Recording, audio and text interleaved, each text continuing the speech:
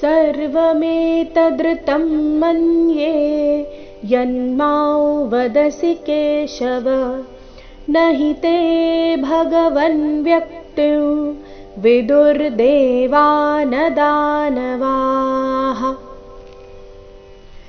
सर्वमेतदृतं मन्ये सर्वमेतदृतं ಇಲ್ಲಿ ತ ಮೇಲೆ ಆಘಾತ ಕೊಡಬಾರ್ದು.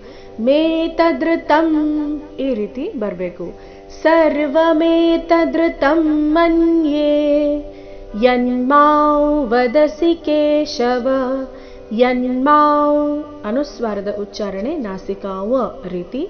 ಯನ್ಮಾಂ ವದಸಿ ಕೇಶವ ನ ಹಿ ತೇ ಭಗವನ್ ವ್ಯಕ್ತಿಂ.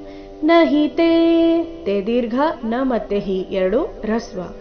ನ ಹಿ ತೇ ಭಗವನ್ ಭಗವನ್ ಭ ಇಲ್ಲಿ ಮಹಾಪ್ರಾಣ ಹ್ರಸ್ವ ಬ ಬೇಡ ಭ ಎಂದು ಬರಬೇಕು.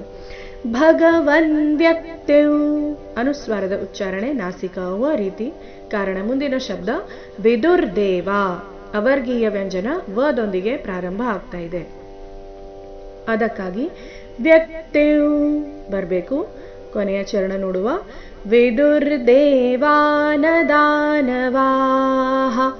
ವಿದುರ್ದೇವಾ ವಿದುರ್ದೇವಾ ನ ದಾನವಾಃ. ನೋಡೋಣ ಪೂರ್ತಿ ಶ್ಲೋಕ ಮೂಲಗೀತೆಯ ಪ್ರಕಾರ.